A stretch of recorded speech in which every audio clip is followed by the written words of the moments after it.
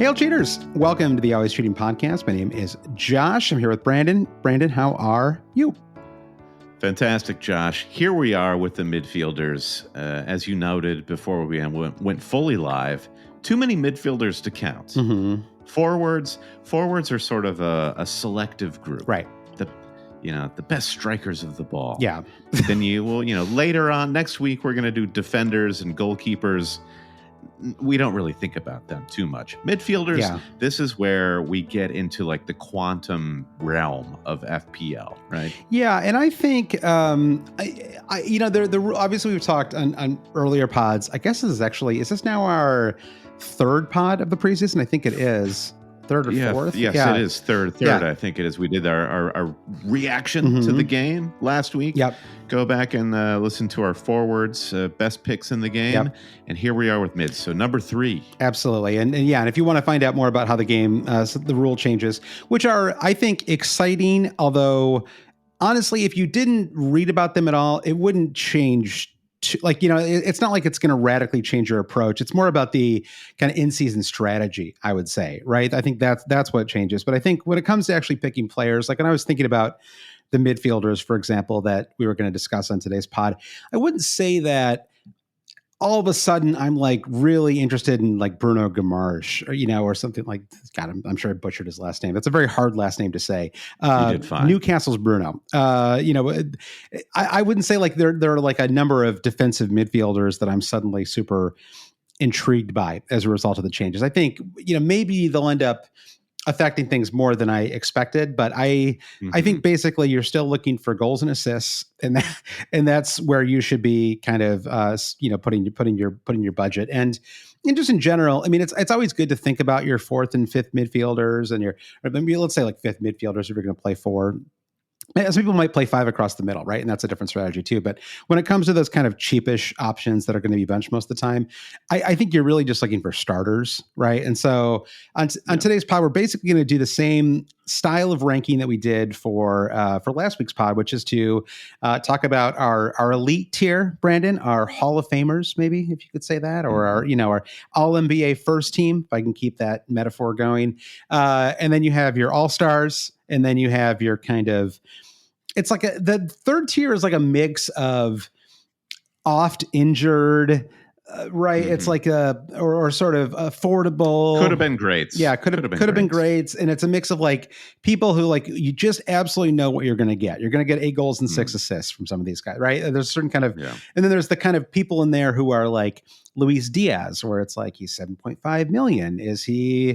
Could he explode under slot? Right. Is there some change? And but it's actually, it's interesting when you look through some of these too, because like for example, did you know that Luis Diaz had 32 starts last season? If you would ask me how many times Luis Diaz had started last year, I would have been like, I don't know, 25, right? I felt like he got injured a lot. We had this discussion on the pod last season all the time, where you were the skeptic of Luis Diaz, and I was I don't understand the skepticism because he starts every game. With that said, I like the pick. Well, yeah, but I mean, he only had 8 goals and 7 assists. So for 32 starts, I feel like that's kind of disappointing, honestly. If he doesn't score a goal, does he even start? Yeah. Honestly, it's sort of like if a tree falls in the woods in FPL. Yeah, I mean, Jared Bowen had twice as many goals as Luis Diaz last season. They're priced the same. Like, what is the? It's so funny. Like when you start to look at some of these players, it's like, you realize how much of your kind of team building when it comes to fantasy is a kind of wish fulfillment. Like, I don't know about you. Right. I love Luis Diaz. I enjoy watching him play. I would like to have him on my team. Right. I would like to see him have a Sung Heung-min level season where he has like 20 goals and 10 assists. There's really no evidence to indicate that he's actually going to do that. But, I'd like to see it happen.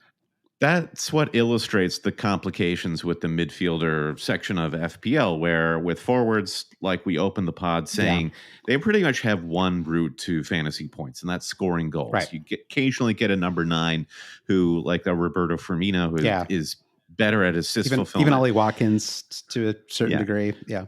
And then defenders and goalkeepers, it's pretty clean cut. You get the clean sheets, goalkeeper saves. Occasionally you get the wing backs who have different routes to points. But midfielders, you said wish fulfillment, Josh. There's just any number of ways in which midfielders can become fruitful fantasy assets. Yeah. They can just be the Mesut Ozils, where they're getting at least one assist every match, or De Bruyne. Yeah. I don't know why. I was going to say Ozil maybe 1 year. Yeah. There are the goal scoring midfielders like Mo Salah, who I'm sure is going to be the bulk of our conversation in this episode, and then you have those midfielders like Martin Odegaard or Luis Diaz, where you feel like they are just one career step away from becoming this magic fantasy asset, be it through goals or through assists, or I don't even know what. There's just so many ways these guys can score for you. It's almost the question, right? It's like if you can hit on one of these, like Eze is probably maybe the peak example of that this season, right? If you can, he's available for $7 million in terms of the upside that you could get for him, right? He also gets injured like every third match, right? And so there's a kind of, he's a little bit in that Diogo Jota camp where it's like, man, it's like if it just all came together, it'd be. And Jota, by the way, I do think he has some interesting out of position potential. There was a quote from Slot from over the weekend where he said, "I want to play with a true forward this season."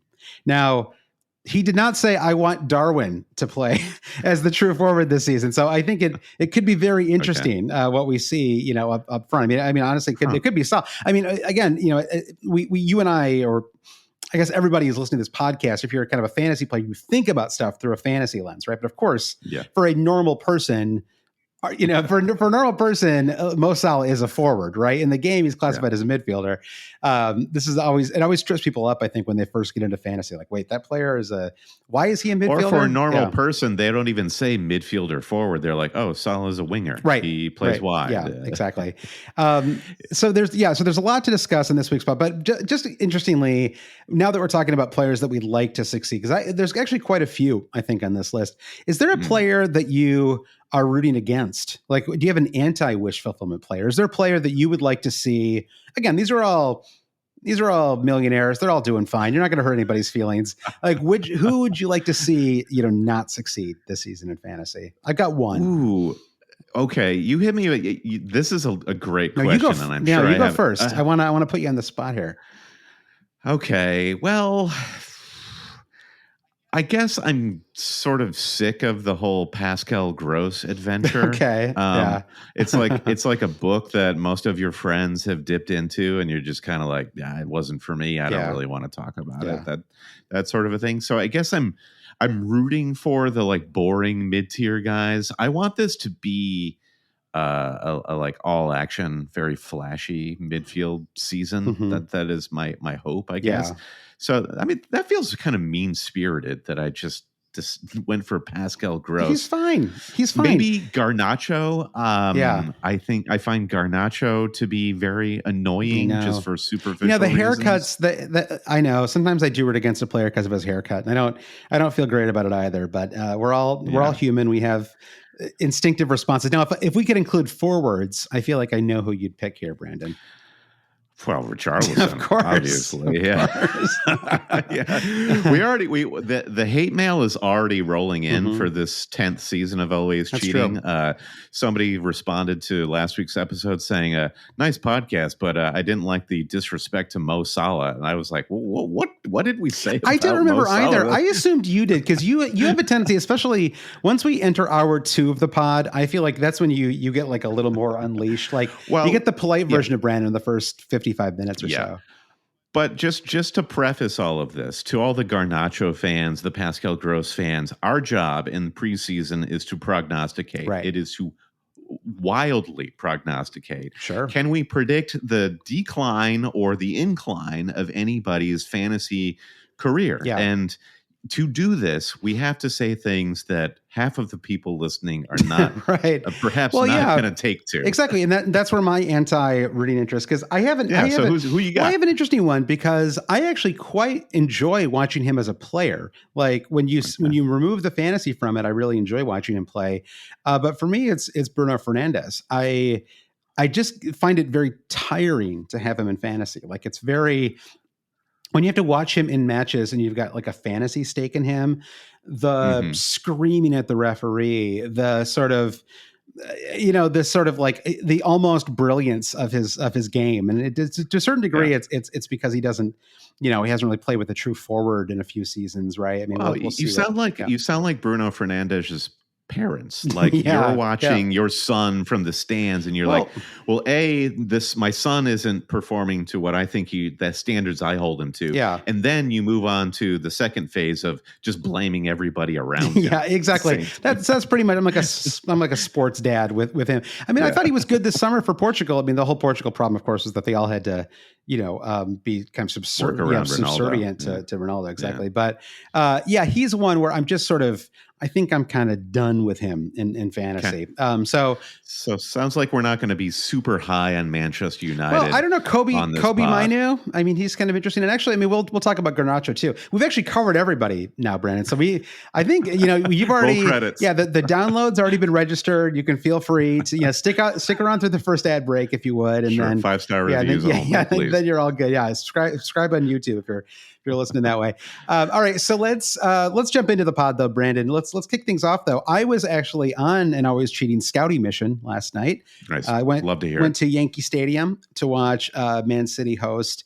Well, I suppose they hosted. I mean, they were, the NYCFC plays there, and Man City are the parent club. Yeah. So the mothership hosted. Yeah, in a way, right? Exactly. So I saw Man City play AC Milan. We did get a little Christian Pulisic sub appearance. I think that was to. What was that like in the stadium when he came onto the pitch? Good, rich, warm applause. I mean, it was an American crowd. Like they were happy. Rich and warm. Well, I mean, like it was like the 81st minute of a friendly when everybody good had already left the pitch. There wasn't too much to and a lot of fans had probably already left the stadium. Now, do you think there were more people excited to see Jack Grealish and Erling Haaland there than to see Pulisic? Like, what was the sort of the fan depth chart there? It was it was actually quite a balanced. Maybe I shouldn't be surprised because New York is such an international city, but there was quite a balanced mix between AC Milan and Man City supporters. A lot of Man City jerseys, and I do wonder if part of it was because it's at Yankee Stadium, and so you probably had NYCFC fans. And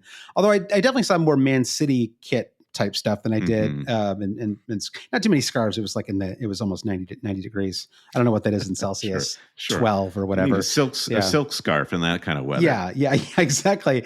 They did have some half and half scarves that I thought they didn't look great. Also, it's called like the DirecTV World Soccer Tour or something. I was like, first of all, you can call it football. Like, come on, I think we can handle football. And then it was like the DirecTV was these huge letters, and I don't have a problem with DirecTV, but it was like I feel like last year was a little more. It was called like the International Champions Tours. Like it was a better name. It sounded more pretend official. Like it's some kind of a fake. Exactly. Tournament. Yeah. Give me okay, something. So yeah. Let's get to the FPL sort of it. So give us the read on Man City. Yeah, I thought. What did you think about? Well, Erling Haaland scored. I think in the 12th minute. He looked great. I mean, I think he was very involved. I thought Oscar Bob looked great as well. I mean, he's sort of he's like the next. Well, we'll see what happens, right? I mean, if Alvarez leaves this summer, I think he could get more minutes. But he's like he has like Cole Palmer-ish potential if he were to move on, somewhere else. We talked about Julian Alvarez. I don't know why I just decided to drop the J there, but I'm doing it. I'm going with it. We talked about him in our Forward podcast last week, and I was sort of, we were both speculating about his future. Yeah. And I didn't realize at that time that Alvarez is in the Argentina Olympic squad. Oh, is that right? I didn't realize that either, yes. Actually. The fact that he's in the Olympic squad says to me that he's all but guaranteed to be sold off, because that's basically Man City saying to Alvarez, listen, you don't need to worry about your minutes at the start of the season because you're not playing, so go to the Olympics. That's interesting. I actually missed that. I knew that Mateta was playing for the French team with Lacazette. It's such a funny and Michael Olise too. They've some fun players. It doesn't matter anymore with him. But sure, yeah. At that point, it didn't matter, Brandon, because he's already gone. We'd already seen all the fantasy points. But yeah, I think I mean Alvarez. Well, so I thought Oscar Bob looked good. I actually thought Grealish looked kind of irrelevant. He was really not involved at all in the play, and maybe that was because I was on the other side of the pitch, and but I really felt like it was Oscar Bob that I thought was really was the more impressive of the two kind of wingers, I guess you could say. It was shifting around a lot. It was loose. It was not like the tightest, of formations, but it wasn't. I mean, it was not super sloppily played. I thought it was kind of on par with. Remember we saw Brighton Newcastle last summer. It was on par with that. It was a fun experience. I ran into Boston Prof, a longtime Patreon supporter. That was really fun, and his family, awesome. And his son especially was a really really cool guy. I mean, he's a kid, but he was just like he had all these kits, and he's just like he was like a basically I want my 7-year-old to turn into a football fanatic the way he is. But that's amazing. Yeah, I would say I brought my 7-year-old. It was their first ever soccer match, and in Quinn, I would say that Quinn had the most polite bad time that a person could have. They really did not enjoy any part of it, from the crowds to the match. They just kept saying, "I don't know what's going on," and I was like, and then. It's just a classic. Any parent knows this too, where you're like, well, let me try to explain it to them. They're like, I don't want to hear it. I don't want. I don't know what's going on, and I really don't want you to try to explain it to me either. So that was an interesting. And so we did leave a few minutes early, and that's how I know I'm like officially a dad now too, because I was like, well. We were able to sit down in the subway on the way back because we left early enough, and so that was. Listen, when we had season tickets for NYCFC at that godforsaken baseball stadium. Yep. The best thing we could ever do at any match is leave early. Leave early or stay around. Like go to those like the bars that line. Because I have to admit though, I mean, I'm glad that NYCFC is moving to the new stadium by Citi Field, because it really. Listen, they did the best. Whatever. I mean, like, I don't want to nag NYCFC or MLS or anything like that, but watching a football match / soccer match in a baseball stadium is not a great experience. It just, you never quite feel like you're fully inside. Like, it always feels like an exhibition, it's just the vibe. It's a tougher vibe to overcome, right? Like we were kind of behind home plate, right? Where we were sitting. And so our seats were amazing. They're like the most expensive seats for a Yankee game, but it's kind of like you can see home plate in front of you. There's like an element of like, you've got to like kind of suspend, your disbelief a little bit to really enjoy the match. It's the South Park movie Basketball all over again. Like, what if we grafted another sport onto a baseball diamond? I have one last question about this match that I think we should save until next week. Okay. Because every preseason match that I'm now seeing, City are like leaking tens of goals. Yeah, and they did concede 3. I don't really know how representative it is. I mean, they did have Ederson, although who knows what's going to happen there with him. So I don't really know if we almost ever. I mean, we'll see who they start the season with. I think that's really the one question that we can't really answer at the moment.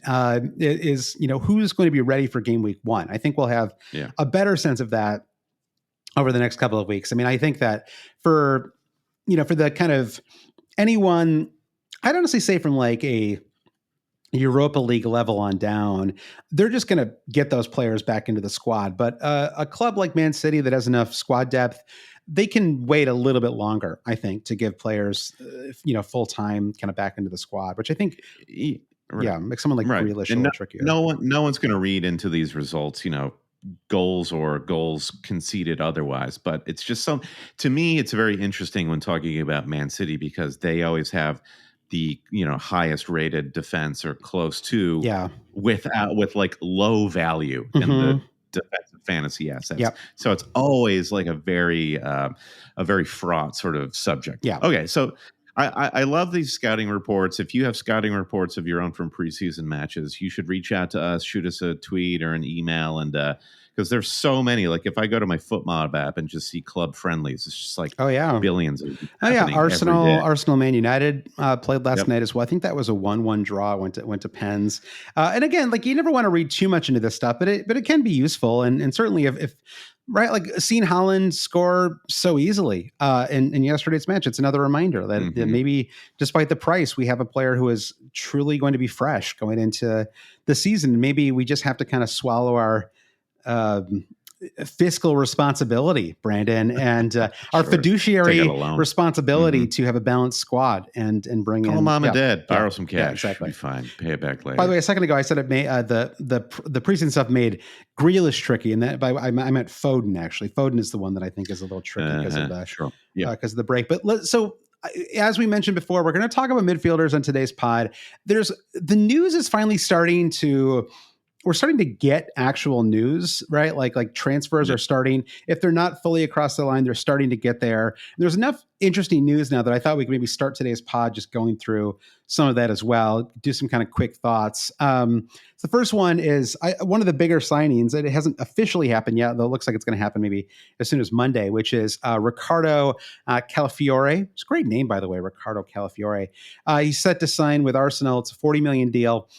He can play as a left back or a center back. Apparently, this was one of the deals that Arteta was really enthusiastic about getting across the line in preseason. And so I think it creates an interesting situation from a fantasy perspective, which is you don't sign a 40 million left back / left-sided center back without planning to play him some serious minutes, right? And so I think it creates a little bit of first of all, I think Zinchenko is just in trouble now. Like he might be more of the Champions League type option. But I think, Jurgen Timber, the classic, it's truly preseason when an injured player gets treated.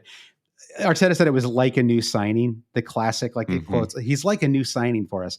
So you have Timber, you've got Calafiore joining. He played a lot as center back last season as well. So I do think that it creates a little bit of risk for Gabriel too. And so I don't know if you've been following any of this at all, but does it sort of give you pause with Arsenal's defensive assets? Yeah, following it a little bit, and certainly seeing Timber line up in virtually every Arsenal preseason squad, and often in the center back position. Now, it's a little bit more fluid in Arteta's system, but it makes me agree with you even more in that where does Timber play? And if you get Calafiore and Timber, who would both be potential starting options, then Zinchenko and Gabriel gone, and then you could feasibly have a Saliba, Calafiore, or Saliba, Timber plus Calafiore on the left, and then like whoever's playing on the right. It's got to be Ben. I think Ben White, of course. Yeah. So I don't have a strong opinion on Gabriel's abilities at center back. I generally think highly of him. It's hard. I've rarely been watching an Arsenal match and seen Gabriel is the most at fault player in the defense. Saliba's also one of the best center backs in the league, and he'll have one mistake a match. Yeah. So I think it's tough. I think it's very tough to call from a fantasy perspective. To your point, are we suddenly back at Saliba is the only guy if you're not willing to pay the Ben White price? It honestly makes me wonder if Ben White is worth the extra 0.5 million. He's he really did come on as a kind of attacking fullback the second half of last season, and maybe we are kind of underrating that a little bit, and maybe he's worth that extra 0.5. And it really just depends on what you do with your midfield, I think, because we'll talk a little more on this pod. I know that I feel like, and again, it's just like a little bit of taking a scan of what I'm seeing people talk about board. It feels like a lot of people are trying to talk themselves into a Salah, Haaland starting 11, right? Like start the season off with those two. And if you do, and there's some reasons for that. And we actually, one of the questions we have in our mailbag section of today's pod, we'll talk about that a little bit. But if you do, I don't really, it makes it very hard, I think, to squeeze in the kind of Ben White type players. And if you go without even one of them, I think you have the money to do it. So that's a consideration. I think the other move I want to talk about is another Arsenal move. This one, I'm really curious to know your thoughts as a Fulham supporter. And that's looks like Emile Smith-Rowe is going to join Fulham from Arsenal. Yeah. And he's 5.5 million. Last year, obviously didn't play much. 2 seasons ago, he had a 10-goal season though, and super talented. I think it's an interesting signing. What do you think?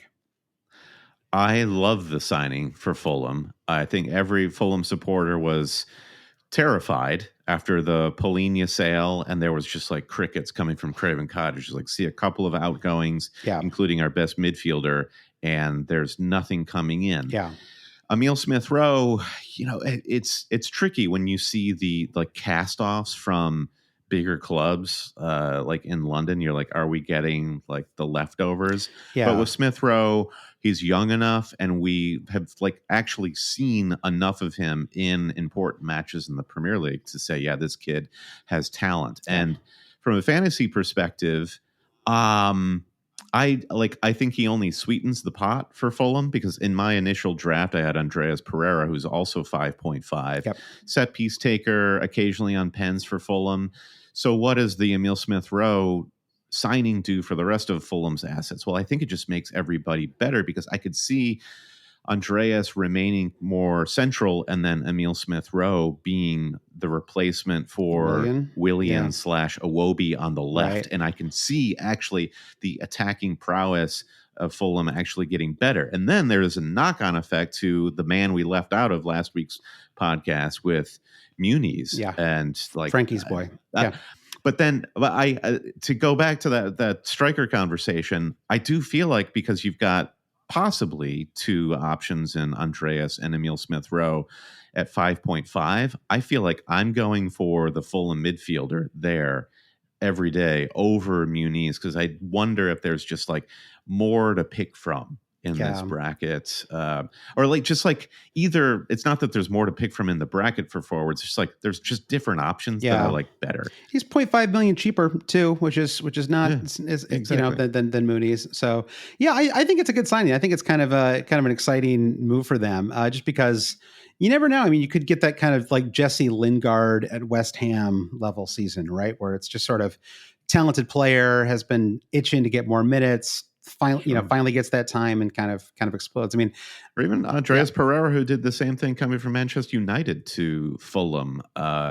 Fulham is just like one of a handful of great clubs in the Premier League where players with talent can get just that much more room to breathe and express themselves. And Marco Silva is, I think, really good with young players. And I have a feeling that Emil Smith Rowe and his agent don't agree to this move unless there's some sort of an understanding between him and the manager that like, I'm coming to be in the starting 11 if I play well enough. Yeah, I think that's. Yeah, I'm sure they hope that happens, right? Yes, yeah, certainly. Yeah. And there's certainly no one could guarantee that. Yeah. It's all down to player performance. All right. Well, we've got a couple other ones. We can just kind of bang through these real quick. But I thought it's interesting to see Sarr join Crystal Palace from Marseille and Watford's Sarr. He's only 26 years old still. It feels like he's been around forever, but he's still young player, talented, 15 million. So they use some of the Michael Elise money to bring him in, I suppose. And I like it as a move. I mean, it feels like I was looking at his FPL returns, right? Just like, he didn't do too much in Marseille. Like he's never totally kind of turned into who we thought he might be, right? There's always that amazing match where he exploded. I think he was basically single-handedly responsible for ending Liverpool's unbeaten season to that point. Yeah, unreal match, yes. Yeah. And yep. So, but I think that's kind of a fun deal. He's still not in the FPL game, so he doesn't have a price yet, but I kind of like that as a move. Me too. For sure. Yeah. No comment. No further comment. A couple other quick hits. And again, if you have no comment, then we'll just go through. But Everton has a deal in place to sign Ireland center back Jack O'Brien. I think the big news here is basically this could end up leading to Branthwaite moving on to Man United. They've been sort of going back and forth on a price there. So we'll see. We'll see what happens. Philippe Jorgensen signs a deal with Chelsea. And this is Maresca wants an additional goalkeeper capable of using the ball well with his feet. Right. Every modern, football manager brand wants that ball playing, a keeper who can use his feet. So I could use one myself. Yeah. Josh. Yeah. So just to clean the toilets and wash the dishes. It'd be great. Exactly. It'd be amazing. Yeah. If I could use my foot like a third hand or fourth for that matter, like Doc Ock, that'd be incredible. So that's an interesting move. We'll see what he comes in at price wise. He could be big one for the Jorg Hive. Yeah. Big week for the Jorg Hive. Big week for the Jorg Hive. So then Ederson, could be on the move. There's two Saudi. That was breaking from Boston Prof last night. I didn't realize how close that was to happening. But there's a couple of Saudi Arabian clubs, and the comments were kind of disheartening. I love Ederson. I don't want him to leave. And Pep was like, "Well, I hope he stays." And Ederson was like, he was basically like, yeah, exactly. And death warrant signed. And Ederson was like, who knows? We'll see what God decides or whatever. I was like, oh, okay, great. Like, or your manager, like your agent who's going to make money from any deal that happens. So unfortunately, Ortega's priced at 5.5 million. So it doesn't really open up a cheap goalkeeper option, but yeah. I mean, FPL cut us off at the pass there. Yeah, exactly. It was, they were smart. They were smarter going into this season. I felt like they knew what they were doing going into this new season, Brandon. And then one final quick note, which is that Brentford's new signing, Thiago, who we talked briefly about in last week's pod, likely out for months with an injury, which makes Ivan Toney likely to stay, and I suppose likely to be a starter. I know you're like super down on Toney. Do you think this is like a Nancy Kerrigan sort of a situation where Toney just like... I mean, who knows? He might have some debts he's still paying off, to some various bookies. He might have, who knows? So this could maybe make Toney an option. Brentford do have a nice run of fixtures to start the season. It's crazy, Josh, how quickly I've pivoted on Toney. I don't get it. Like, I'm not interested. You're way too. Anymore. I know. I feel like you're way too down in him. I like Ivan Toney. All right, so he scored a great pen too for England in the. I think it was in the quarterfinals. A great novelty pen. Every Premier League manager wants. Yeah, that's true. It would look cool though. The look away, no look pen is cool. Okay, come on, give me a break. All right, so we should get into our midfielder discussion though. I want to quickly note our Patreon is up and running. Got a bunch of new Patreon supporters this week. First of the month comes up in a couple days too. It's a great time to Thugs and Harmony with a little cameo. Yeah, exactly. We'll see at the crossroads. Wait, what is the Bone Thugs and Harmony? Well, it's the first wake up. It's the first of the month. Whatever that song's called. I really only know Crossroads. That's the only the BTH. Between the two of us, we know two songs. That's true. Yeah. So you get an extra podcast each week. We actually we're starting to plan out those. We want to have more guests on and do some more fun things this season. Once we kind of wrap up our preseason discussion, though we're going to do a live. I think our plan is to do a live deadline day, stream just for our Patreon supporters. So that's going to be a lot of fun. We're going to get the leaks. We're going to get those leaks this year. Yeah, exactly. We're going to be on the clock. I'm going to make sure I'm going to clear out that calendar, Brandon, and be ready for that pod.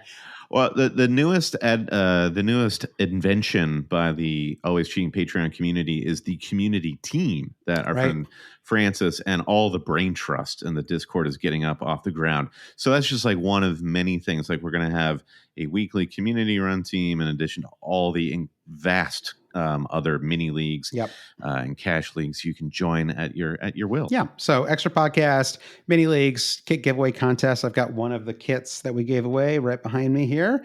I won't even try to say the club's name any longer. Dolan Hamlet. Yeah, there you go. Brendan said it, so I didn't have to. And thank you to our newest Patreon supporters, Claire Hennigan, MJ, Daniel Bell, Craig Jackson, and Mike Scrafford. Craig Jackson's new producer.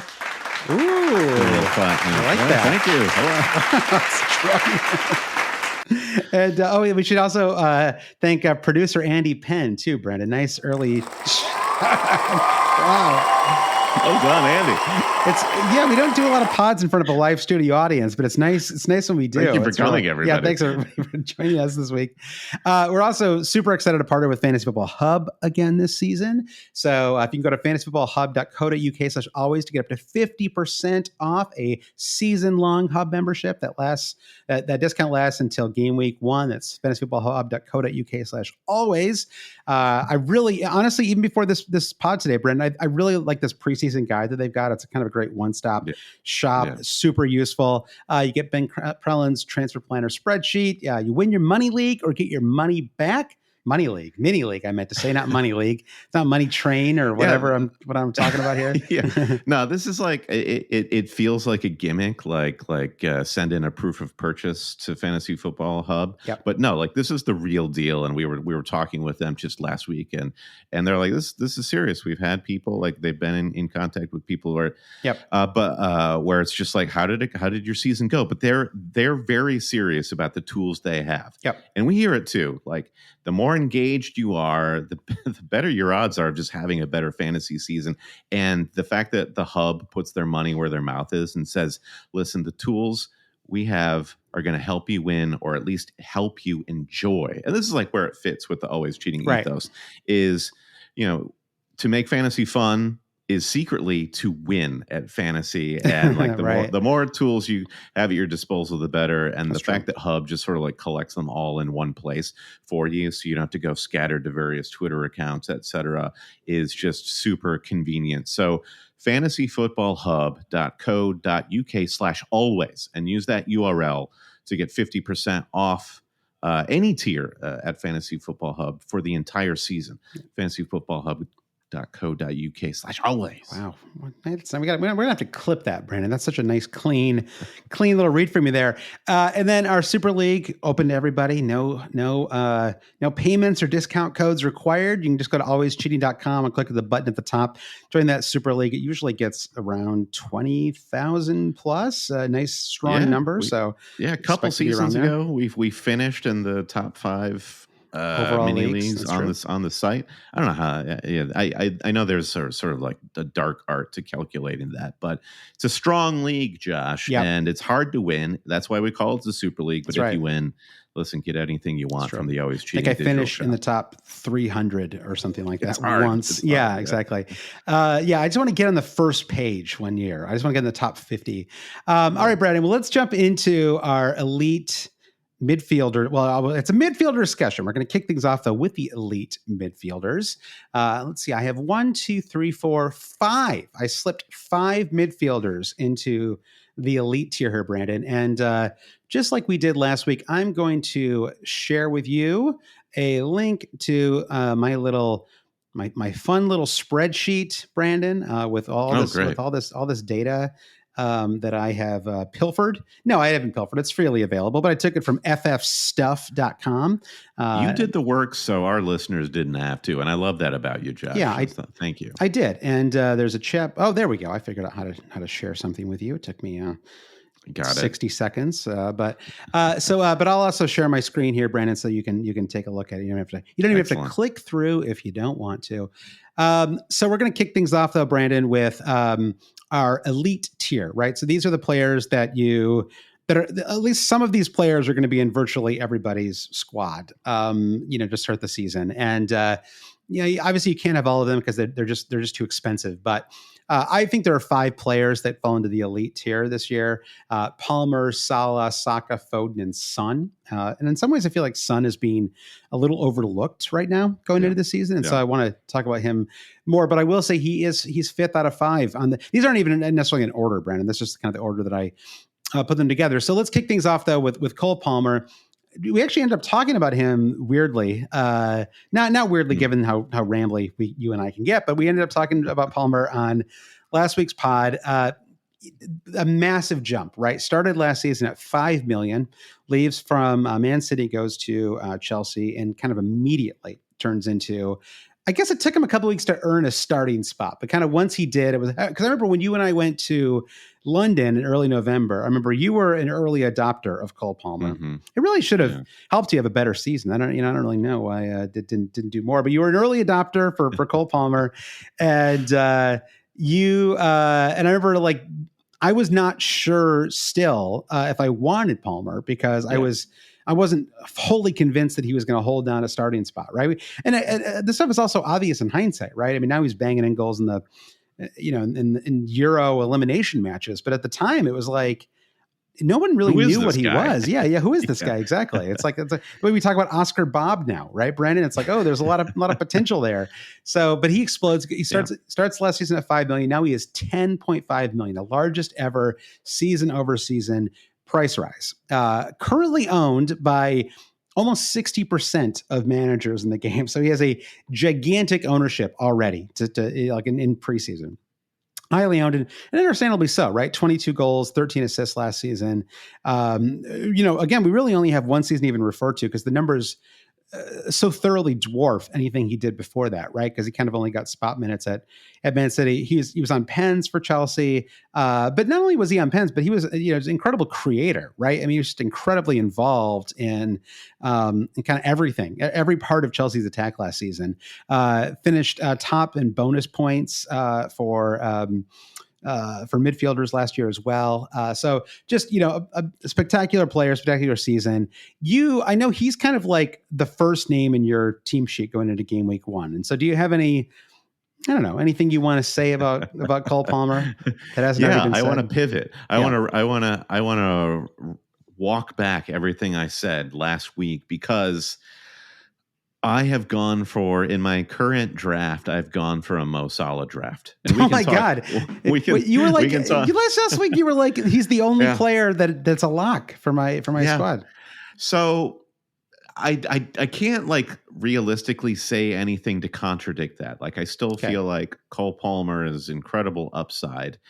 My issue is there are a lot of upside players. And if you look at Haaland, am I willing to go Foden over Haaland, basically, as quote unquote coverage? With Mo Salah, am I willing to go, I don't know, Gakpo, Szoboszlai for Darwin for coverage? Saka, Son? Well, no, I'm talking about like team by team coverage. Yeah. Do you believe in coverage though? I don't think you need coverage. Like let's. I don't necessarily, but this is just for the purposes of this argument and looking at sort of like the fixtures is I guess when you compare Palmer, the point is when you compare Palmer to the value that you're going to tie up in the likes of Haaland and Salah, is Palmer going to be worth it at 10.5? So meaning, is Salah going to be worth it at 12.5? You kind of gravitate toward, I think so. Like he has proven over the course of 6 seasons that he will earn that back for you.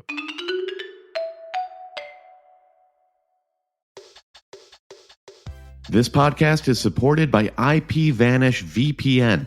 If you care about the security of your online activity, the easiest way to protect yourself is with IPVanish. Rated excellent on Trustpilot, IPVanish provides an encrypted connection for all of your internet traffic, helping to prevent websites, Wi-Fi providers, and hackers from intercepting your data. Help keep your financial details, personal information, and online activity safe from threats with IPVanish. Get started with this limited time offer and save 83% on our 2-year subscription. Visit ipvanish.com/cheating. Again, that's ipvanish.com/cheating.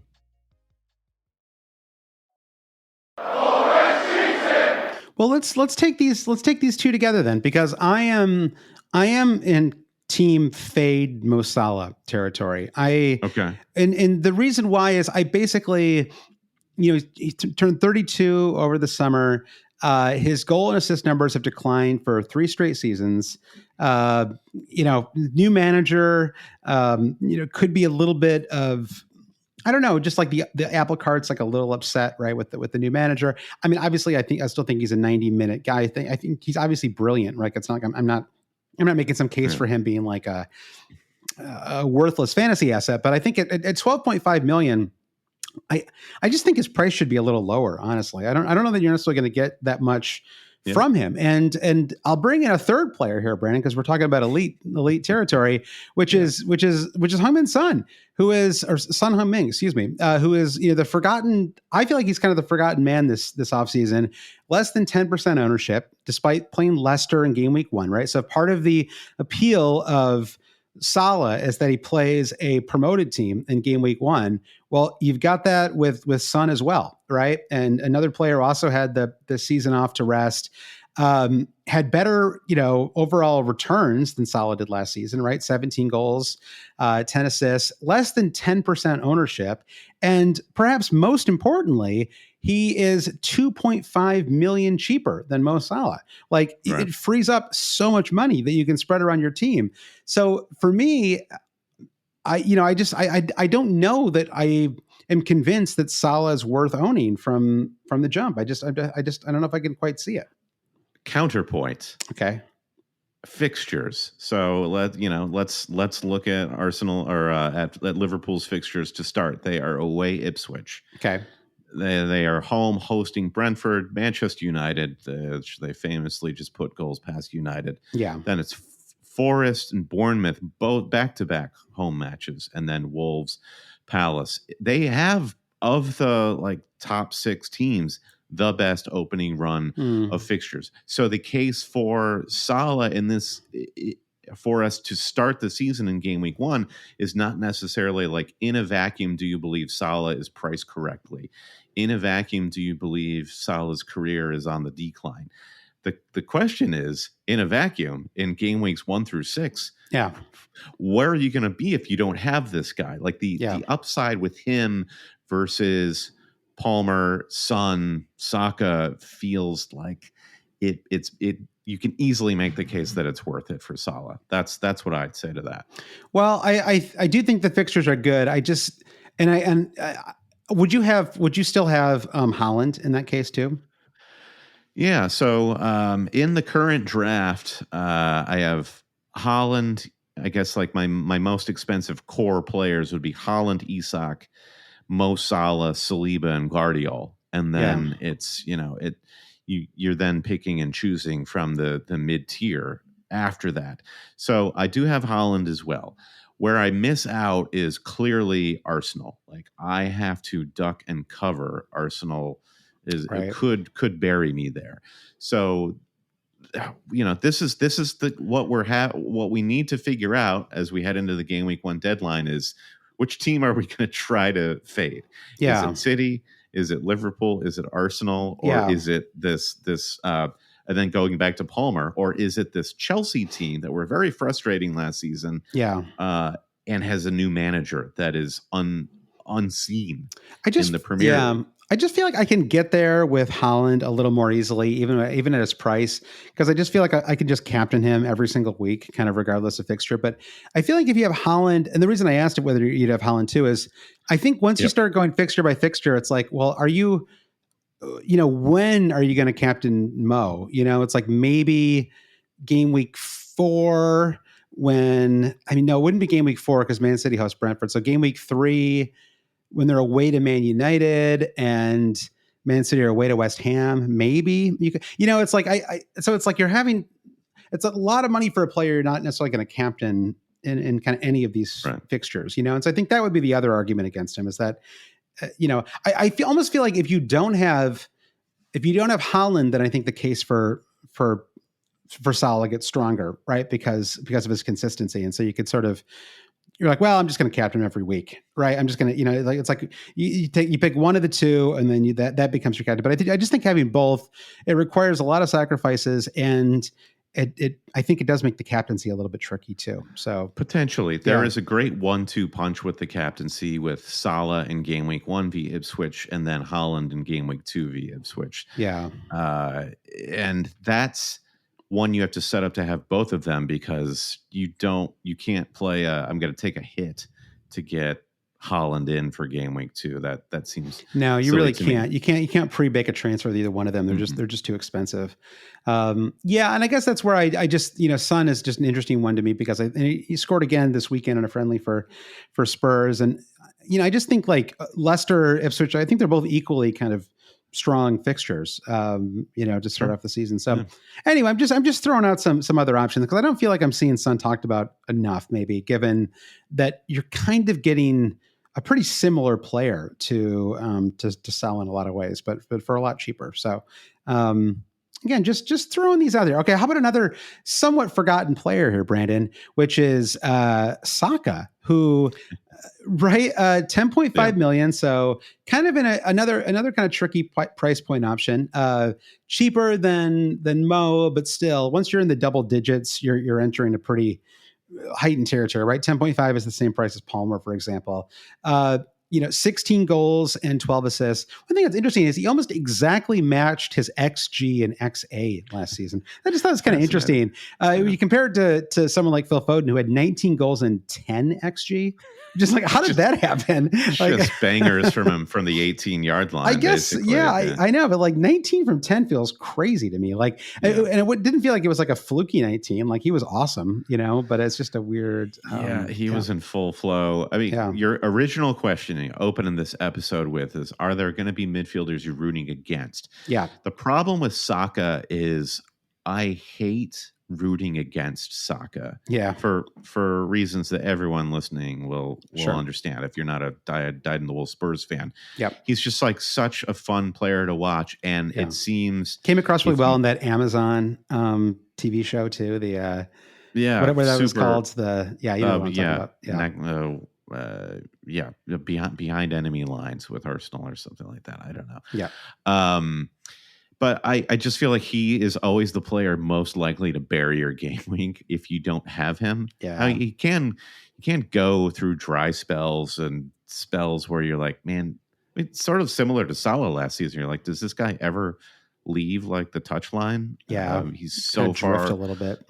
so far out, and you watch Arsenal play and you're like, well, God, I have Saka, but wouldn't I would love to have one of these more central guys, even Trossard, because they seem a little bit more involved. But then when Saka just waves his magic wand, suddenly he does the thing.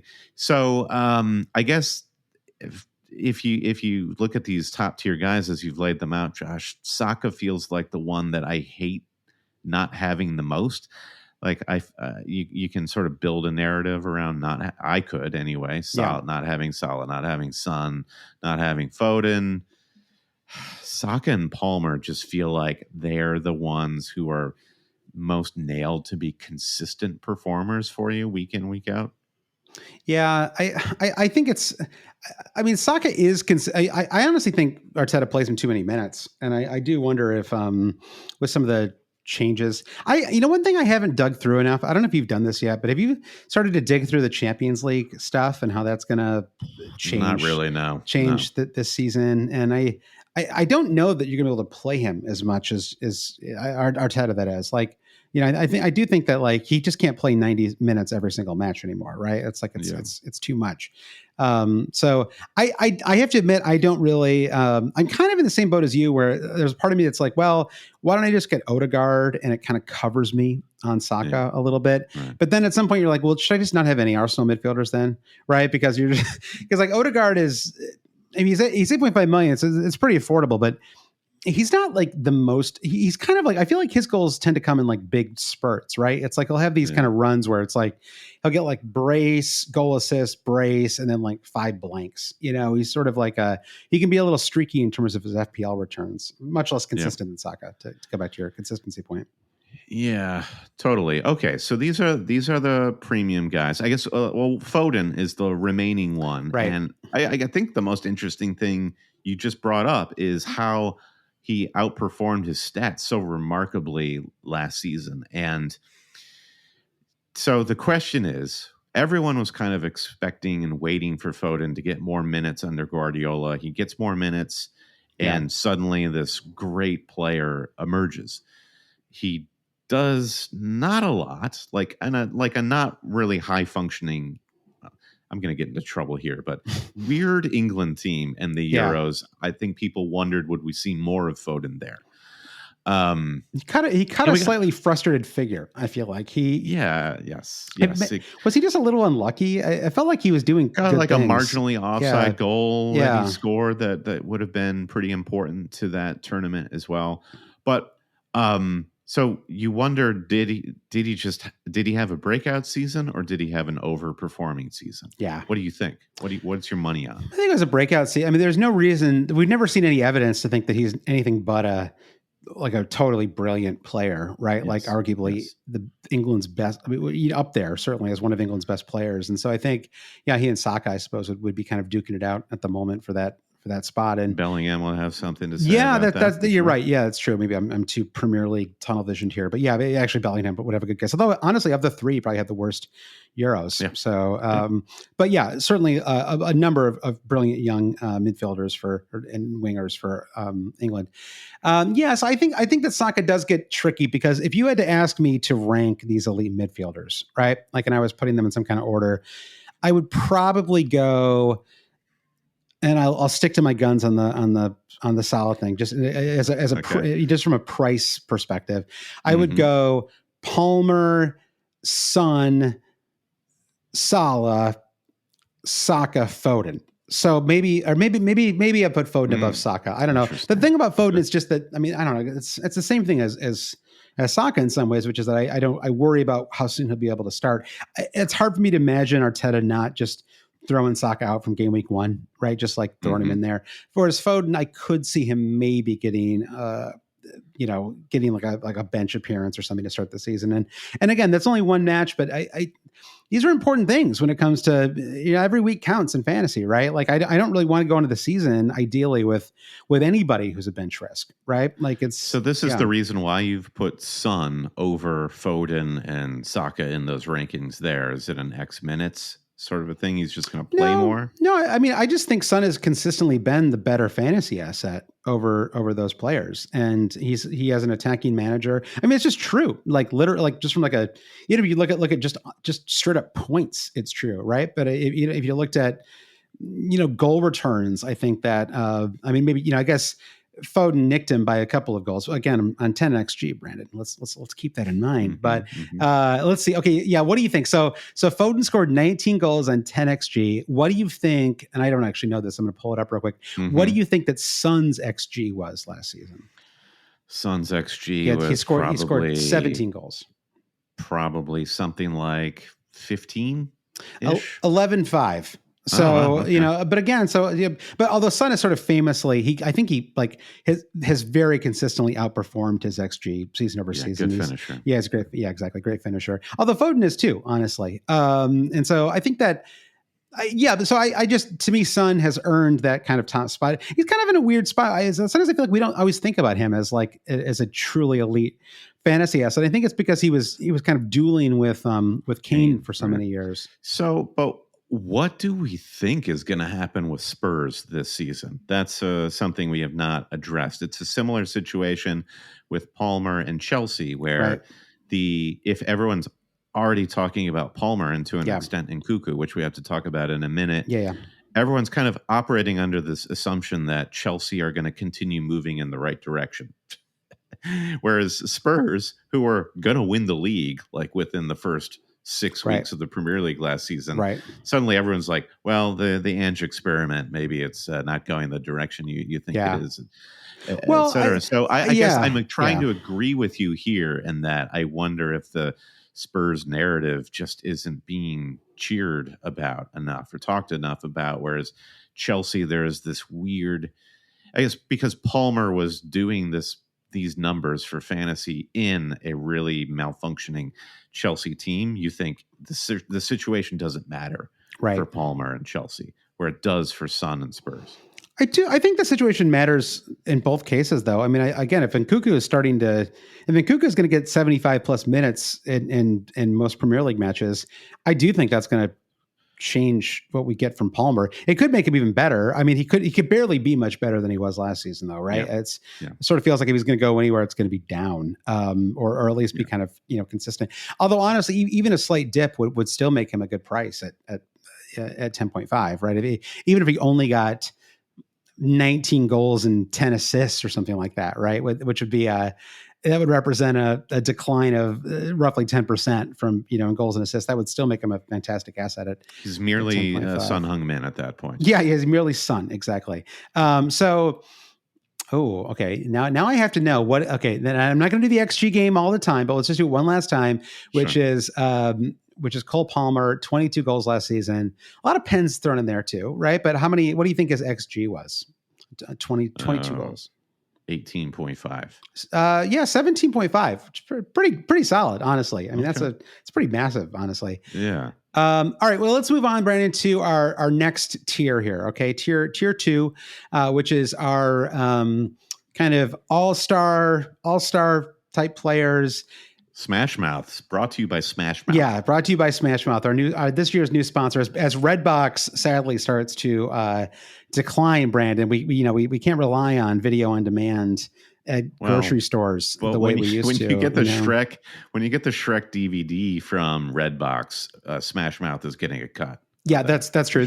It's actually an incredible buy for them to bring in. And R.I.P. by the way to the Smash Mouth singer. It's really weird as he was. Yeah, he did deserve to leave this planet. No one does, though. Sadly. All right. So anyway, these are basically you're going to have some of these players in your squad, 100%. They're starters, but they are not really reliable captain options. And in some ways, they're the kind of you get consistently strong returns, but you don't necessarily get. Maybe they're not as explosive, or maybe they're a little more.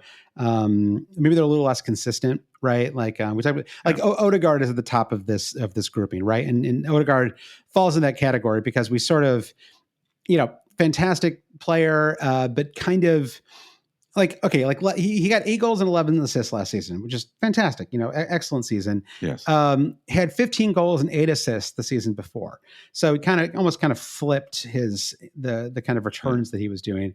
And it kind of feels like we know what we're going to get from him at this point, right? You're going to average out to roughly 10 goals and 10 assists. Like that's going to be, and obviously like when you remove fantasy from the equation, you're going to get, a terrific midfielder who's going to kind of link up the attack. He's going to do a lot of amazing things. And basically you give him some space kind of at the edge of the 18-yard box and he can do amazing things. It feels like maybe they started to figure that out a little bit last season. I felt like he was getting closed down a little more than he was the year before.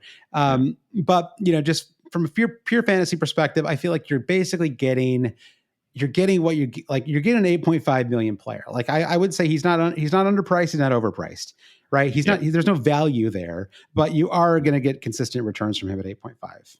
It's a little bit like buying. I don't play the stock market enough to know what a good example is, but like a stock where the whole world knows that this company is on the ascendancy. It's not like we found Odegaard when he was priced at 6 million. Like Odegaard is like, just to beat this metaphor, like he's not going to overachieve the 8.5 price tag based on the last couple of seasons with Arsenal. And if he does, it would be because he launched like the Odegaard iPod or something like that. Yeah. Is he like a mutual fund or something like that? A CD, perhaps. Yeah, maybe. Yeah. I think so. I mean, it's funny that we talk about him though in those safe, secure terms, because he's like one of my favorite, most exciting midfielders to watch in the league, and I'm constantly rooting for him to maybe turn that corner and become a global superstar. Like that player is potentially in there. I agree. There's something still kind of fresh about him, and maybe because the expectations were sort of low when he joined Arsenal. He, didn't quite work out when he was it was Barcelona, right, before he joined Arsenal, and Real Madrid. It was Real Madrid, right? Yeah. So it didn't quite work out there, and it was Real Madrid because there was the worry we have like another Ozil situation in our hands, and I know you and I like can never go like a single pod with he's been gone for like 3 years and we still denigrate him in like every pod, but no, he's fun times though. Yeah, you gotta take the good with the bad. Do with it a player week in and week out. I know, just sheer body language alone, it was really easy to root against him. Yeah, so, a rich man's Adel Taarabt. So, but I like watching him play too. I like watching the next guy on our list here too, which is Eze. 11 goals and 5 assists, right? Not spectacular, but that's 11 goals and 5 assists and only 24 starts, right? Yeah. And may take on even more of a scoring load now that Elise is gone. It felt like we were starting to get something out of Palace, kind of the last third of last season. It felt like they were really starting to step up. Obviously, Mateta played super well too. He's a little bit of a risk to start the season because he's with the French Olympic team. But at the moment, we've got a healthy Eze. This has always been the problem with him. Can he stay healthy?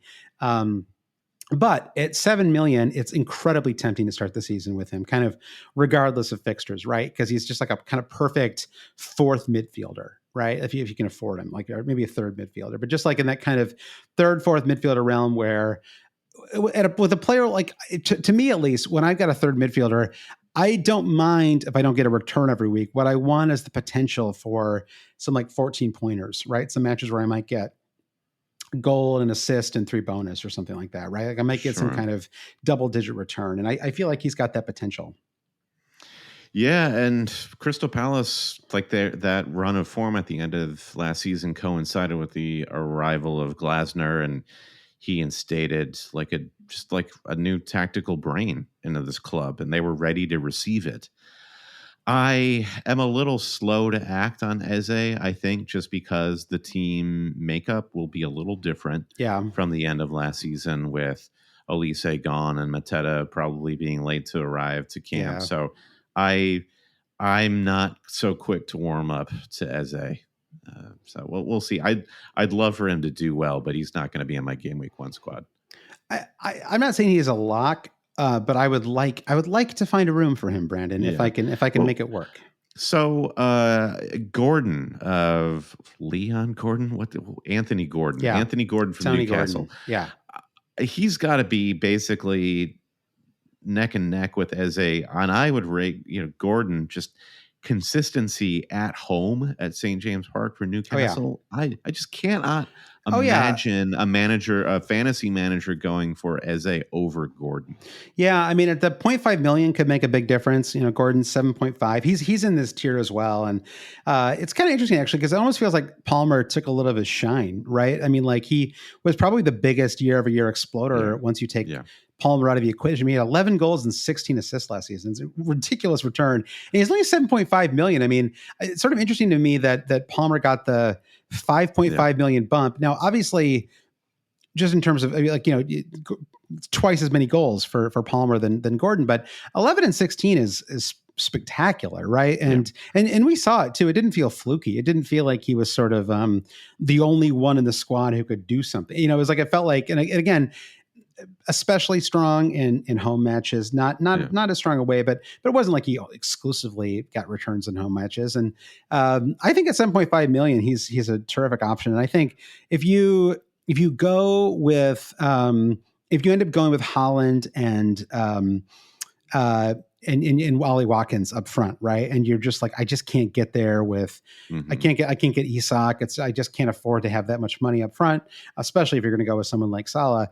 I think maybe Gordon helps you fill in that gap, right? Because you're sort of, it's so funny that we keep doing this like coverage thing, because I really tried to think this way, but I do think that they have one of the best home fixtures for game week 1, right? And it is always nice to just sort of put a strong foot forward to start the FPL season, right? And so to have somebody for that Southampton match, and somebody is at 7.5 million, won't necessarily destroy your kind of team structure. I think I think he's great. And again, when I was putting these kind of tier 2 players together, I wasn't doing it in order necessarily. So it's not like I think Odegaard and Eze are necessarily better than Gordon. But it's, I think you're right to bring him up. I think he's maybe he is at the top of this tier 2 list.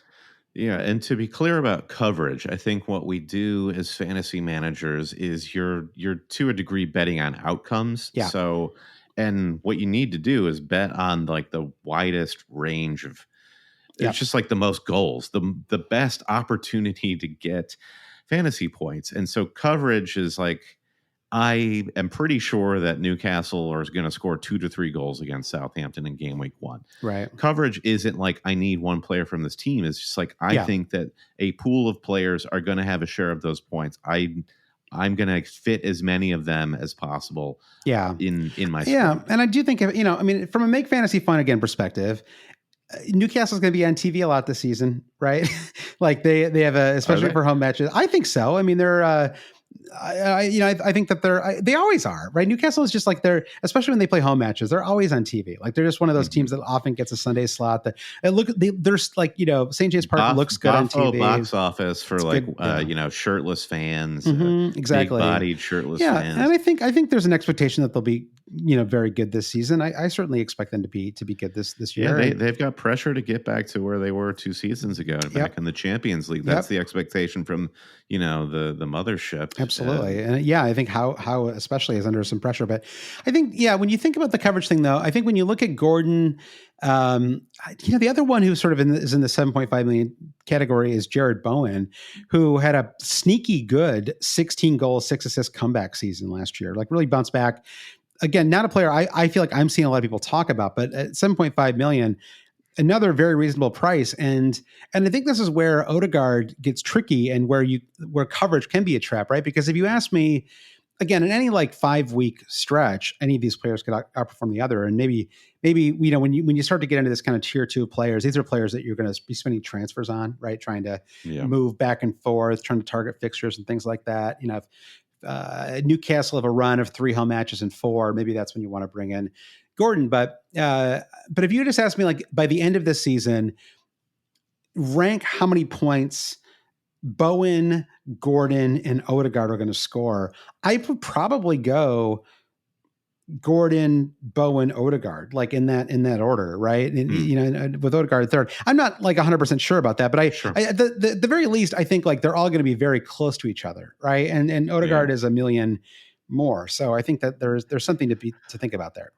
I don't totally disagree with you. The question mark for Bowen is Lopetegui coming to West Ham, and he has a generally good reputation, even though things just went terribly for him at Wolverhampton. Yeah, I am a little. I just don't really understand what we're going to see from West Ham to start the season, which is the ding against Bowen. That's true. Is Bowen going to have FOMO? Like he sees all of his buddies from the Euros, like going back to great teams that, are rockets to the moon. And he's like going back to West Ham where like, I don't know, maybe West Ham are going to like be great to start the season. Maybe, and I look like an idiot. Well, I mean, this gets to another player that's in this tier 2, which is Luis Diaz. I didn't even throw Jota in here, even though you could as well. But Jota, this is going to happen every year. Every year he's going to get reclassified again. It's like he's going to go back and forth between forward and midfielder. It could happen again next year.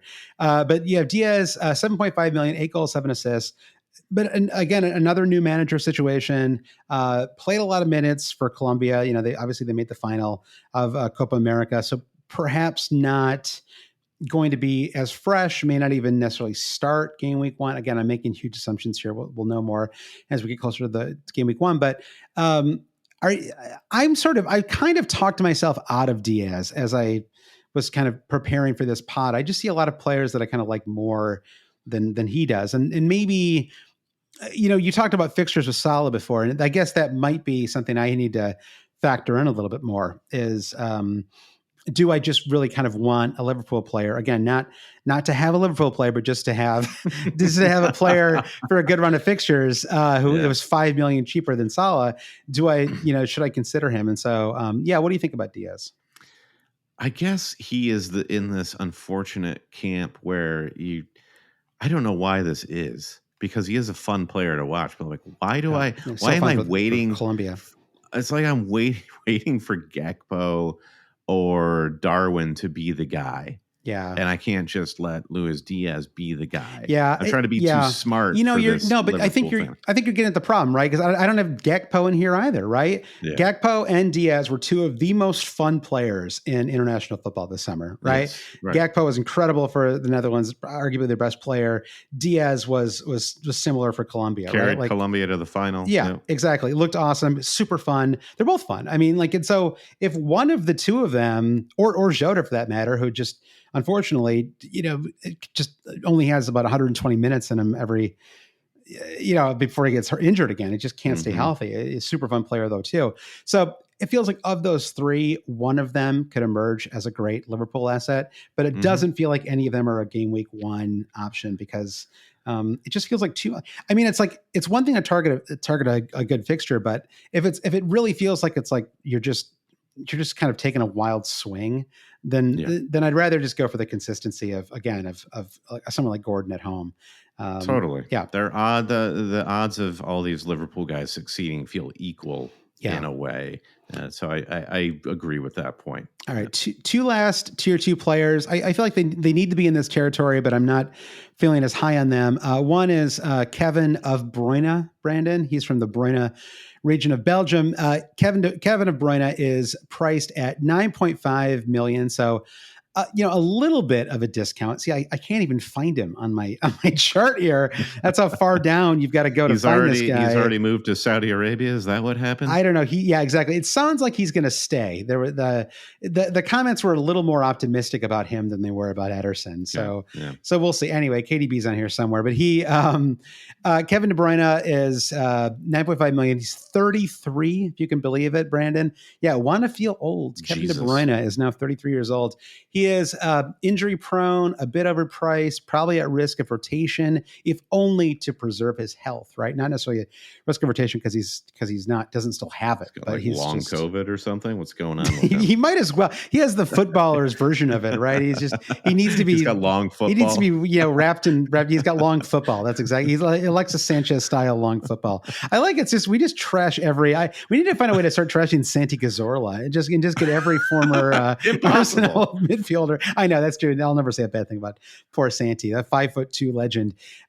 So I think that KDB, he's off the table for me. I don't know. Would you consider KDB? No, I don't. Maybe for a good run or something. It feels like it's a transitional moment. That's the weird thing about Liverpool is we've still got some of these great guys we've been riding with for years, like Salah, and I don't know how long until Diaz enters that. But City just feels like they are going to be quicker to transition, and I think there's enough talent to offer De Bruyne some. It can just let him take the foot off the gas. A little bit. Yeah, exactly. Maybe you focus more on the Champions League. I mean, it could be the reverse. I mean, we saw this with oh my gosh, I'm forgetting with Kun Aguero. We saw this I knew I'd get there eventually. We saw this with Kun Aguero though, where he his last season in the Premier League, he basically was a Premier League specialist, which made him a great fantasy asset because you kind of trusted that he was going to get the Premier League starts, and then Gabriel Jesus was going to get the Champions League starts. And I can't remember if it worked out exactly that way, but it felt like we got that with him. So maybe KDB turns into that, in which case he's more viable. But truly a wait and see option. And then the final one is Bruno Fernandes, who has to belong in here. But I have to say, he's really in that Odegaard territory where it's like I have this idea in my head still going back to the pre-COVID season that he is like one of the elite class of fantasy assets. And when you go back, it's really just the one season, right? Like maybe if you count 1.5 seasons, if you want to count the half season when he joined, he was I believe he was a January signing for Man United. And so he had that first year, he had 18 and 14, right? Spectacular. Great. Mm-hmm. Cole Palmer-ish, Brandon. Great returns. But the last 3 years, 10 and 7, these are goals and assists, 10 and 7, 8 and 9, and 10 and 9, right? So not even really getting double-digit returns or just squeaking across the line. And again, maybe you blame some of this on the talent that's around him, and maybe with Garnacho and Mainu, emerging, that helps him a little bit. But I'm just sort of inclined to believe that that's what we're going to keep getting from him, right? And if so, I'm just not sure that he's worth the money, right? You're just sort of, to me, it's like if you were 7.5 million or even 8 flat, maybe I like him more. But to me, I rank him below almost all the midfielders that we've just talked about in this section. It just seems like the least possible fun you could have with a fantasy pick, and that's easy to say until he starts getting a lot of fantasy points. But the narrative around Manchester United is like they've made a couple of interesting transfers, young guys. Yep. I will wait until that corner actually gets turned with Ten Hag before I commit to somebody like Bruno Fernandes. I just can't trust that club at the moment for consistent results, and that's the thing at this level, even at the mid-tier level. You want some semblance of consistency in it, and it takes a lot for Bruno Fernandes to be so inconsistent that we sort of just move him out of the discussion. And that's the kind of season he had last season. So he's He's on the naughty step. He's not making fantasy fun, Brendan. No. I'll say that much about him, sadly, right? Mm-hmm, I mean, we you know, again, like maybe Ronaldo finally retires and we get by the way, Ronaldo is 100% going to play in that 2026 World Cup, right? Like, yes, he's not going to retire in the next year or two. There's right. He's gonna kick around any country that'll have him, right? And like you know when he's 40, he's gonna. I'll have him in the U.S. He's going to go to LAFC, right? He's going to go to like the hit, like one of these, like, or maybe he'll go to NYCFC. Oh, I thought you were suggesting it was going to change national teams, which would be incredible. But, no, that would be incredible. Annoy me on my own content, but no, I just think that I think he'll join. He'll do like the Messi at Inter Milan or at Inter Miami type move. Right. And, anyway, all right. So yeah, we'll see. Now we're just really hitting all our hater notes here, Brandon. We're hitting them all. A lot of feelings today. All right. So somehow we still have 2 sections to go here. So we'll go a little. Well, I knew this was going to be a lot of clubs to cover. Although let's make this lightning rounds. I like that. That sounds like the beginning of the Garth Brooks song "Thunder Rolls," which classic. Yeah, the lightning will soon strike. Sadly, Garth Brooks not on Spotify. What's up with that, Garth? Sadly. Yeah, I know. I'm not the biggest Garth Brooks fan, but I listen to him sometimes. You got to get back on iHeartRadio. You don't like Friends in Low Places, Brandon? Of course you do. Everybody likes I can sing that song to myself in my head whenever I want. I've got my memory Spotify. All right, that's true. All right, so anyway, we got our high risk, high reward, mid tier options. There's also I tossed a couple steady but unspectaculars in here, but mostly it's the high risk, high reward guys. So again, we'll whip through these. But Leon Bailey, $6.5 million. Are we sleeping on him because he was mediocre the season before last? It does feel like maybe we are a little bit. 10 goals, 11 assists last season. And Brendan, hands up if you did not know that he had double-digit goals and assists last season, because I have to put my hand up here. Double-digit assists? What? He had 10 goals and 11 assists last year. Okay. All right. I mean, considering the returns, $6.5 million is quite a good price, right? I mean, you're basically getting like what, 25% more than you're going to get from Bruno Fernandes for $2 million cheaper.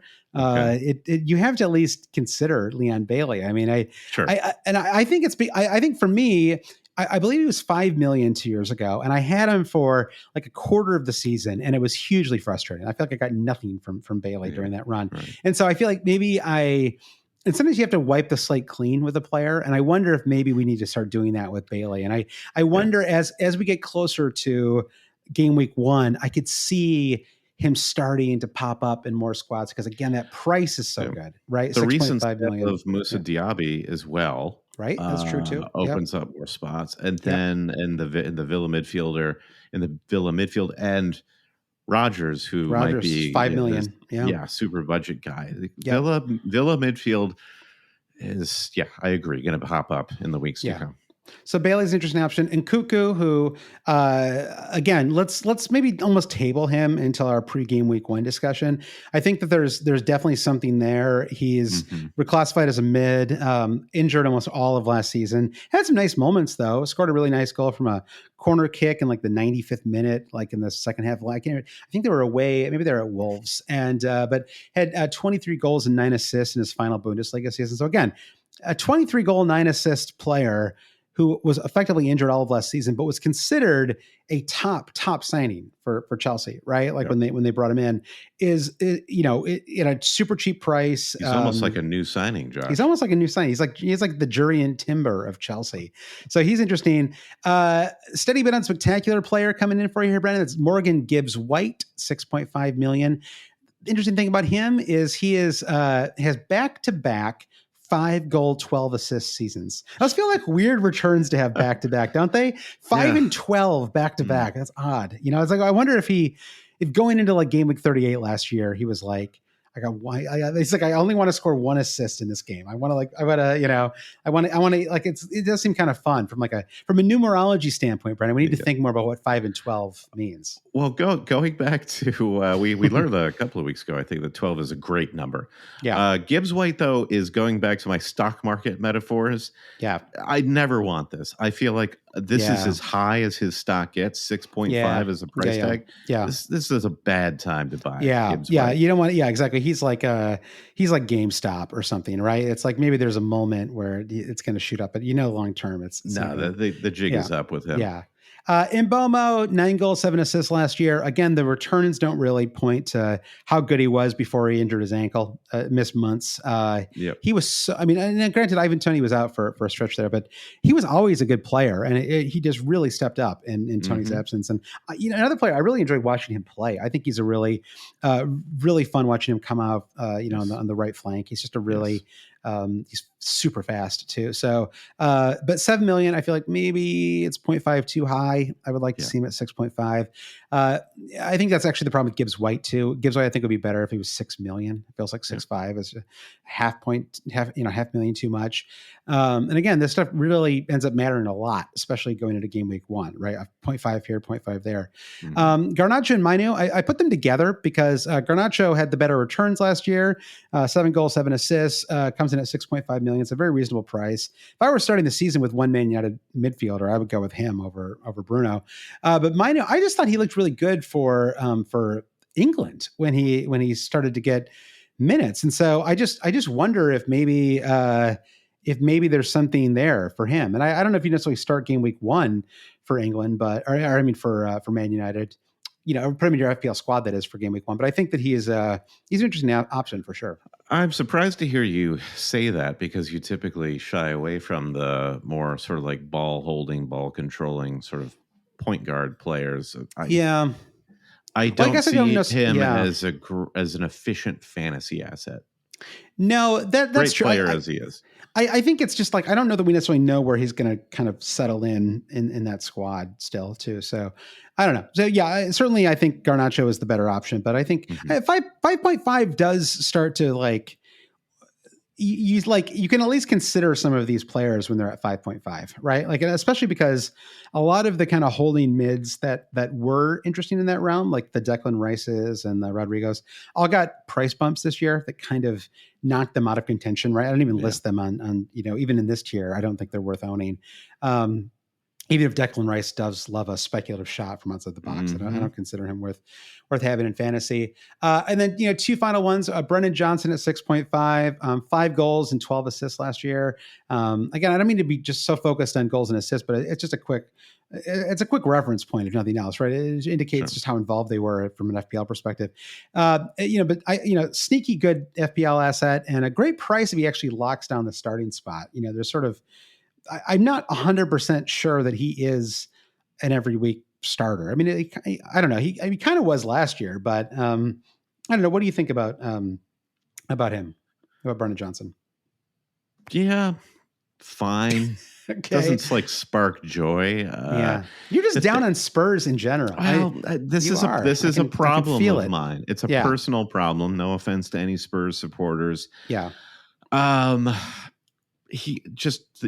whole discussion we had about Son, it comes back to Brennan Johnson, and I feel like if I'm going to go in on Spurs, I feel like there are other players maybe I'd rather have.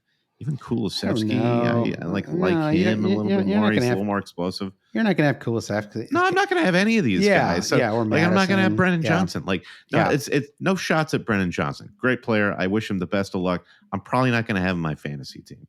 Okay, fair enough. And then Hwang Hee-chan, 6.5 million.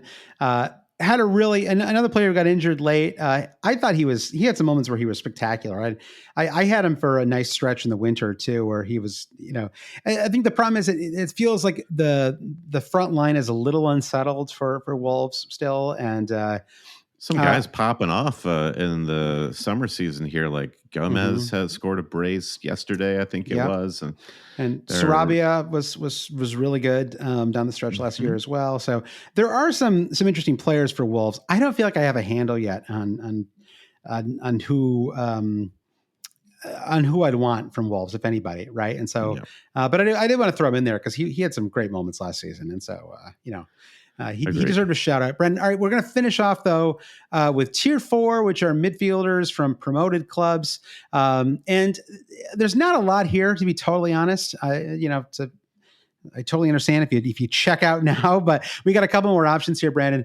Dewsbury Hall left Leicester for Chelsea, sadly. So he's a fun player. I was sad to see He's doing the Danny Drinkwater. He pulled the old Drinkwater. So the midfield is still a little up in the air for Leicester. You got Abdul Fatawu. I'm not sure I'm pronouncing that correctly. I didn't watch a ton of championship football, I have to admit, Brandon, so my pronunciation may not be totally there, but 7 goals, 13 assists, 5.5 million. And then Steffi, I like that, Stephy. Steffi Graf finally in the league. Steffi Graf. Yeah, they say there's no second acts in life, Brandon, but Steffi Graf has proven us wrong. Now, Steffi Mavididi, and he was the second leading scorer last season after Vardy with 13 goals. Now, I don't think anyone outside of Leicester supporters are going to have either of these two players, but just planting a little seed. There's a couple players to keep an eye on there. Yeah. For Ipswich, probably a similar thing. Connor Chaplin, I think, would be the player. We're actually hopefully going to have one of our producer patrons on to talk about Ipswich a little more coming into the season. But at the moment, I'll just say that Connor Chaplin, 13 goals, 8 assists, is a player to keep an eye on. Southampton. I can't wait for Connor Chaplin to score a goal and for Peter Drury to say how he took the other team to all the Stations of the Cross. Yeah, exactly. Oh, it's going to be miserable. Whatever he does, it's going to be. So Southampton, at the moment, there's genuinely no one worth discussing. I'm a little, with apologies to friend of the pod, Lucy Brandon. I'm not sure, not sure what we're going to be getting out of Southampton this season. And everyone's really cheap, at least. So that's something. They sold Che Adams. They're dead to me. I don't even acknowledge the existence of Southampton. I think all of Scotland is going to have to write them off, sadly. The other Carlos Alcaraz, the non-tennis playing Alcaraz, had some moments, remember, a couple years ago. Rebo, they're 5 million. They're just moving cheaper options there. Adam Lallana is back there, Brandon. So it's nice, the return. Yeah, the good times will never end. The one thing I will say, though, is you have a couple 4.5 million options from these promoted teams, and sometimes that is handy. I could even see myself having one of these two players if I end up starting with a kind of 4 across the middle to start the season. Harry Winks, long time, former Spur. Current draft. Yeah, Harry Winks, locked in starter. I think I was looking at something about him on the hub. I think he averaged 89 minutes last season per match, right? A locked in starter. Nabbed 2 goals. You're really just getting appearance points and consistency there. But sometimes that's all you really need in a fifth, in a fifth midfielder. You just need somebody in case a couple players get injured or whatever. Yeah. And then Ipswich, if you want to go a little off you just be a little bit different. Massimo Luongo, 37 starts. So, that's like 90% of the championship season, basically. And had 3 goals and 1 assist. So slightly better returns. Again, these are your kind of defensive mid, holding mid type options. That's where you're going to get for 4.5 million, even from the promoted clubs. But, at least we got a couple options. I feel like, was it last year where there was like no 4.5s? And there's just like nobody. Yeah. It was like, you just went into the season, you're like, I don't really know like who I could even have for this spot. I think Thomas Suchek at 5.0 was my 5th midfielder for most of the season. Well, then it got so screwy because Cole Palmer was 5 million, and suddenly we all had more money than we knew what to do with because we were all starting him every week. So that's your midfielder roundup, Brandon. We actually did kind of do that lightning round style. I'm impressed. Can I hear that lightning one last time? Oh, absolutely. When you hear this sound, we're going to run through it real quick. Yeah. Thank you to Garth Brooks for loaning us that drop. All right, Brandon. Well, let's wrap things up with a couple of questions. Jay Dizzle had a question about starting with Haaland and Salah, but you and I talked about that enough already, so I think we can scrap that one. I got 2 other ones though, Brandon. One from Amar B says, "Do we go big in the mid this season instead of big at the back? If so, we'd need to go cheap at the back."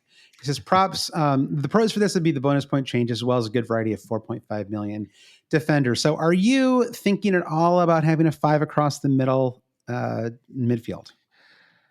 I guess that is more appealing to me than going really weak in the back. I'd rather play two forwards than have all like 4.5 to 5 guys because that in the defense, because what that means is you're going without Arsenal defenders and probably a City defender. Yeah. I don't like maybe that can be worked, but it doesn't sit quite right with me. Yeah. So, like as you've just run through there in the lightning round, there's lots of affordable midfielders to round it out.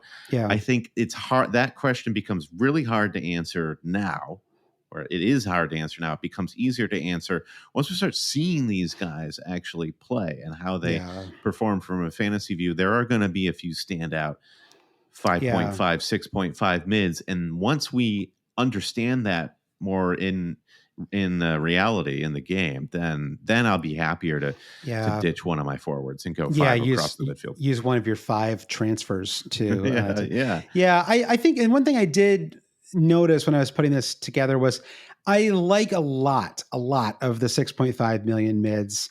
I think there are a couple of 4.5 million mids. I don't love the pool of options at 5 million, 5.5 or 6, right? That is, I find that to be a little bit of a dead zone in terms of what you're getting. And it does feel like some of the players who could have been 6, like Gibbs White, came in at 6.5. And it just, so I think, it does make things a little bit, it just makes it, I think, maybe a little bit easier to have 4 strong midfielders and 1 4.5, right? Because it's just harder to get. I don't know. Because I know that I'm not going to go into the season with all kind of 4.5 or 5 million defenders, right? It's just going to be very hard to do. And also, I'm sort of, I really don't think I'm going to get there with Salah and Haaland. I think that's one too many. I think I made what I think is a strong case for not having Salah. But if I do have Haaland, it's really, I don't know how you can have Haaland in your squad and then have 5 strong midfielders too, right? It's going to be really hard to do, especially if you throw Palmer in there as well. So I do think it's going to be an interesting. It just feels like you can maybe get. It's like if you don't have 5 strong midfielders, but you could still have like 4 good ones, right? Like maybe you have you have Palmer and you've got Gordon, and then maybe you've got like 2 good 6.5s, right? Mm-hmm. And that would probably mean you can still have a decent third forward, and you can have like 1 premium defender and still kind of make things work. Sure. So I think that there are some options, but I think if you go 5 across the middle, it probably puts you in a position where you've got like a really cheap third forward, for example, like somebody you just wouldn't ever want to start. Yeah.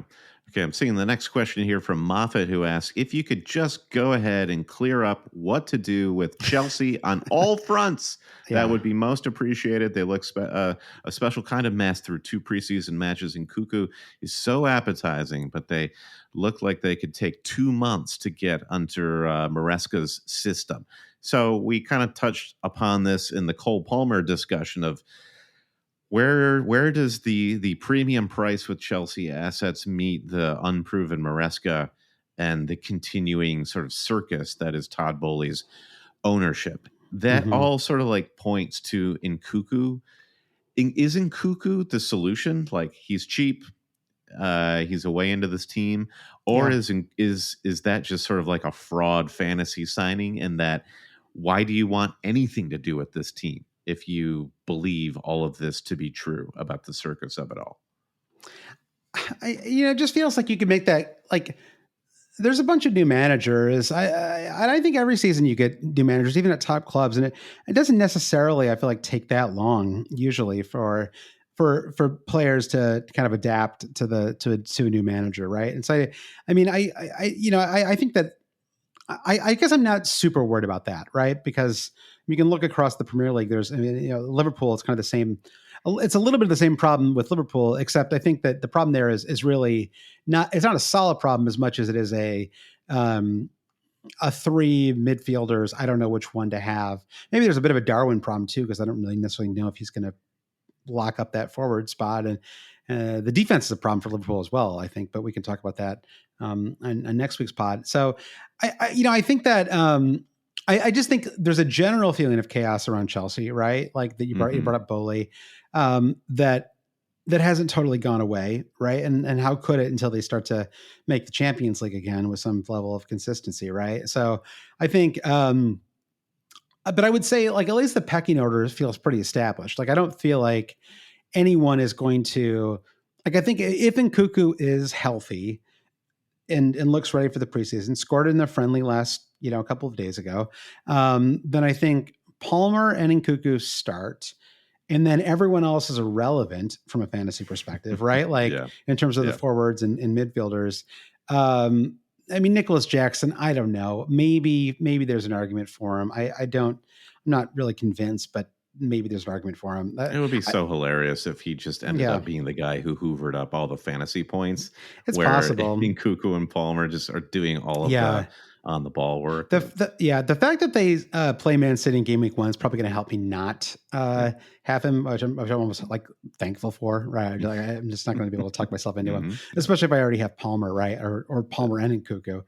Certainly not going to have 3 Chelsea attacking options. So I think, I think it's kind of the same as it ever was. Well, I shouldn't even say that because it's really just it's Palmer and then a bunch of kind of guesswork. I think if you want to add Nkuku to the mix of interesting options, I think you should, then that's fine. And I think after that, I wouldn't really consider anybody. Agreed. I have nothing more to add to that. What a good, well-rounded Chelsea discussion that was. I hope you're satisfied. Question asker. Yeah. Well, we'll have more defensive stuff to talk about next week too. I think that's where there is some interesting questions. Moffat. I'll see you on the Wordle channel, Moffat. There we go. And speaking of that channel is part of our Discord. If you go to patreon.com/alwayscheating, you can get access to that Discord. Or if you just want to say thank you, if you enjoy listening to the pod and you maybe want to join our have another mini league in your life, we have our Patreon mini league just for Patreon supporters, so it's a little easier to crack than the Always Cheating Super League. And it's also just it's fun to be with some like-minded people. And so you can go to patreon.com/alwayscheating to support us. Brendan, do you want to thank our producers? Yes, absolutely. Thank you to our highest tier Patreon supporters, Mike DePietro, Trevor Ingerson, Dave Wagner-Lodahl, our buddy Chris Howell, had fun following Chris's journey through Los Angeles this past weekend. Andy Penn, Nick Wright, Lazarus Janos, Jesse Halstead, Bruce Kerr, Brian Chin, Babas Kuhn, Rom Frost, Blair Jacobson, Todd Byerly, Andy Portlock, Dan Parsons, Terrence O'Donnell, Kerry Swanson, Jefferson Turner, Easy Does It, Francis Moore, Sam Shower, Craig Jackson, Colin, Caleb Robbie. We had a bit of a retooling of this list, so it's not super fresh. Caleb Robbie, Brian Clark, Thomas Tislov, Fred Jacobson, The Saint, Gareth H., Shalin F. Kadakia, Rishi Negam, Noah and Louise, Travis Grant, Linus Vennerstrom, Matthew Skinner, Ben Coombs, Eric Kite, Rune Sandberg, and James Murray Wood. It's so important if you made it this far and you've enjoyed what you've heard, do rate, review, subscribe, share the podcast wherever you can. We'd be so grateful. Follow us wherever you get your social media. We're most active still on Twitter, which is what we'll call it, Hail Cheaters. Yeah. And we're pretty much Hail Cheaters anywhere else. All this information, including that Super League code information about Patreon, is at alwayscheating.com. And a quick reminder, if you want 50% off your fantasy football hub memberships, go to fantasyfootballhub.co.uk/always. That link is in the show notes. It's also right here on the screen on YouTube. Thank you for putting another great show together, Josh. I feel like I've been dreading tinkering, but I started earlier today with a fresh tinker on my fantasy squad ahead of the midfielder preview, and I'm feeling a little bit more confident bit by bit. So that's kind of like my message at this point in the preseason to managers is like bit by bit, let it come naturally. Yeah, it's going to happen. Well, let's plan to maybe we'll reveal our in progress teams on next week's pod. We'll talk about defenders next week, and then after that, we're going to get really into like game week 1 preview talk. So thanks everyone for listening. Once again, you can find us across all social media platforms, of course. You can go to alwayscheating.com to get the league code and all kinds of other stuff. And you can support us on Patreon, patreon.com/alwayscheating. See you next week. Bye.